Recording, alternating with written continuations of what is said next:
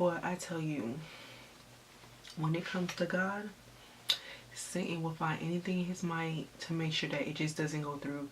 There is power in the name of Jesus. There is power in his name. Hey my loves, and welcome back to my channel. On today's video, I just want to chit chat, story time, I don't know what to call it, but I just wanted to talk with y'all on certain lifestyles that I was able to overcome by the grace of Jesus Christ. Yes, only through Jesus are we able to overcome situations, any situations that we're placed in. But before I start, I just wanted to talk with y'all because I just wanted to let y'all know, like, you know, I'm not perfect. I don't feel like I really have to explain myself, but I want to explain myself because I want you all to know, like, you know, I'm human too, obviously.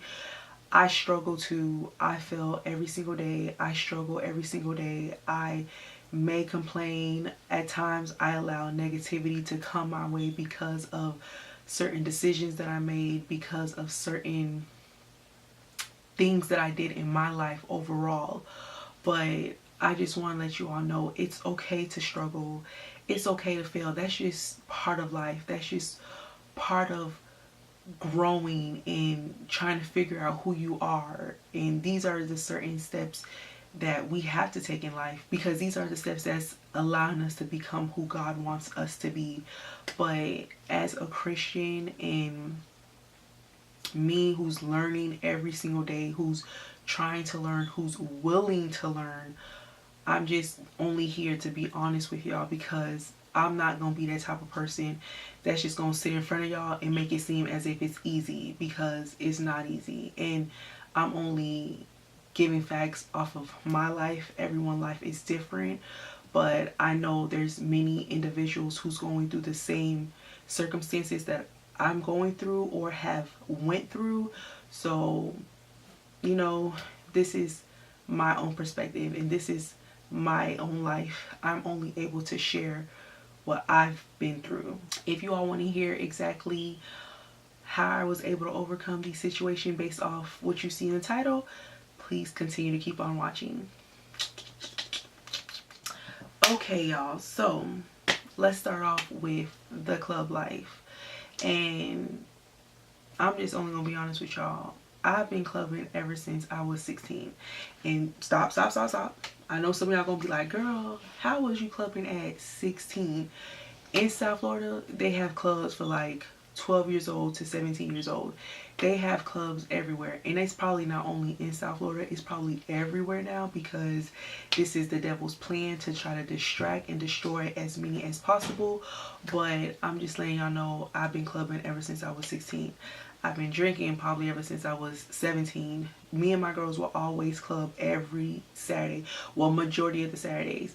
I was raised in church. I was raised as a Seventh-day Adventist, and I am still a Seventh-day Adventist, and I am proud to say it. I am a Seventh-day Adventist Christian, but as a teenager, the Sabbath would be like a headache to me. I could not stand the Sabbath. But don't get me wrong, now I love the Sabbath. I be praying for the Sabbath to come in. But as a teenager, I couldn't stand it because I felt as if I was limited on certain things that I wanted to do. And it just took forever to be over. And at times, like, the girls were like, okay, let's hang. And the club was one of the ways we would all catch up, meet up, and hang out. When the Sabbath was over, I would be so happy because now I had the opportunity to get dressed, fix my hair, put on my makeup, put on the new outfit that I bought, so, you know, I could go get all the attention that I was seeking for. Lame. But, you know, that was just us thinking that we living a life. Like, yeah, we living a life. We bought this, we finna go do this, we finna go get this, we finna go do that. Like, thinking that we was it and we was nothing. Okay? Oh, Belinda, no, chill out. But we will always go to the club and we will always buy drinks knowing that we were underage and doing things that we were not supposed to be doing. So I remember, I think I was 23 rolling over to 24, and I remember me and my girls, we went to a club called Off the Hookah. And you know, they had like the hookah machine, whatever you want to call it, where you could just like smoke out of it. So I remember we would club, and the type of person that I was, And you know, I still have some of those characteristics. I will be like the life of the party. I will always like to be the first one to do something, to like go in, to just like go have fun, to just live the best life ever.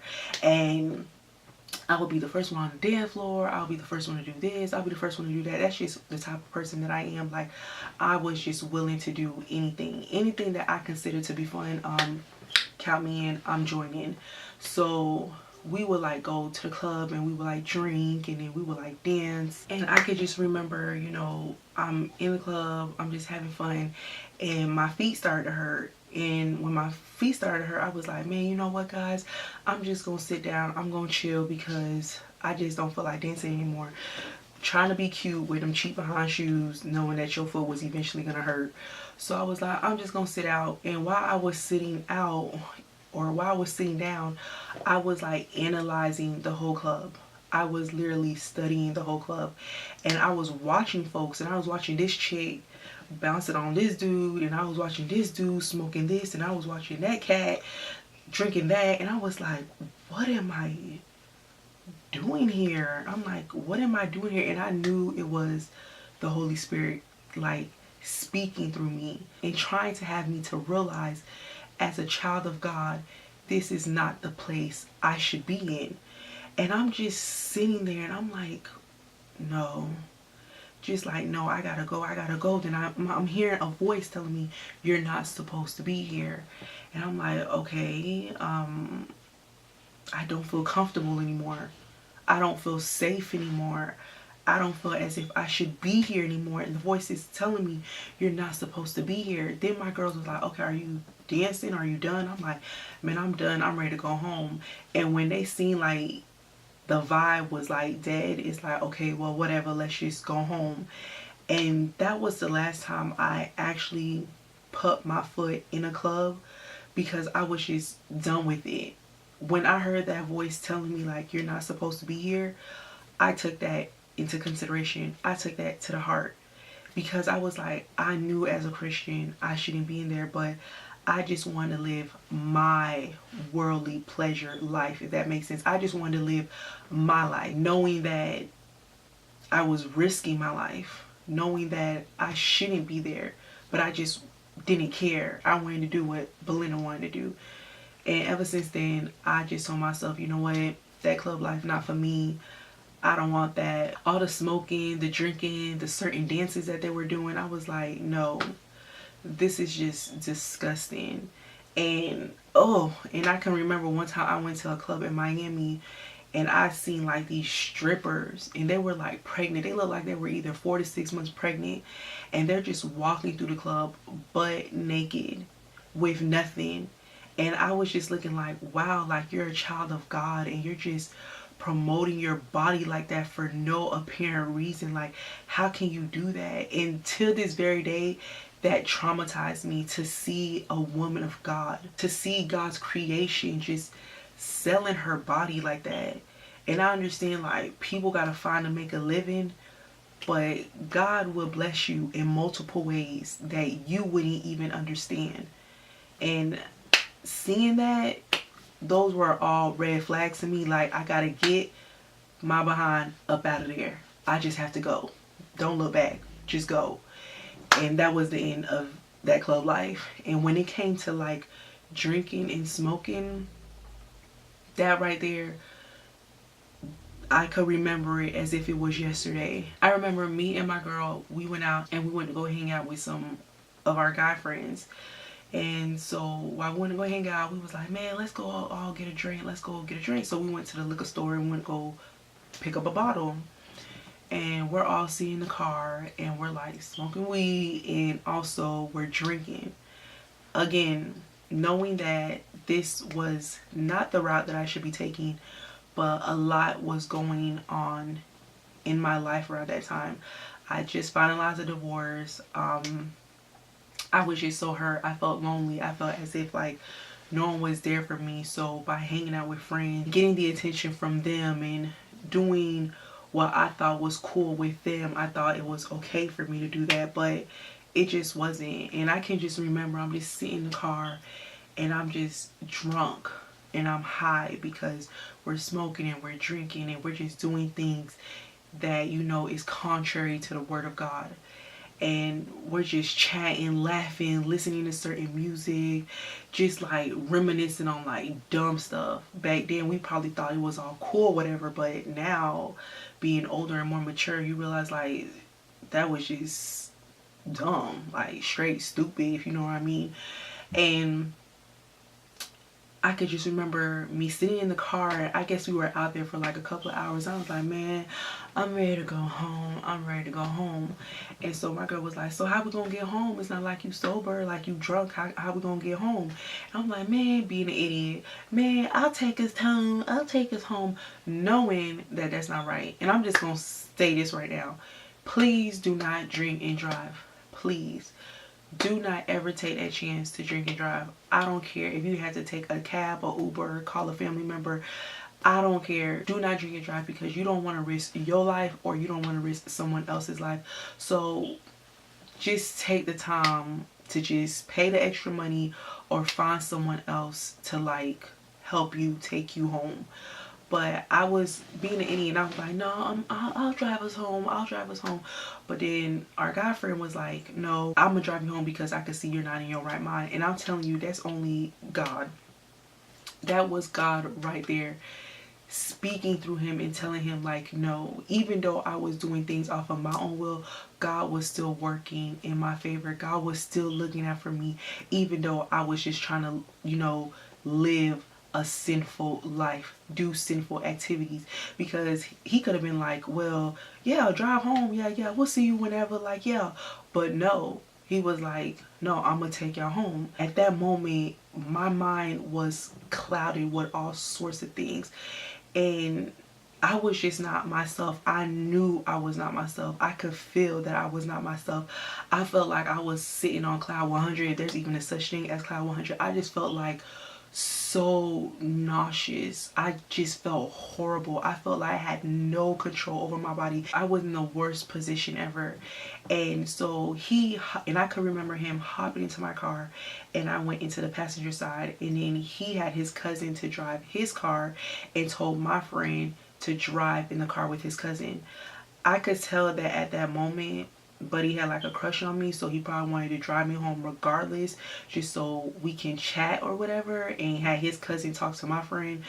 But he was driving me home, and I can remember him talking to me, but I'm like, yeah, whatever, like, yeah, you just not there, so you just saying yeah to anything. Like, you could just sign your life away. Like, yeah, you want to sign your life away? Yeah.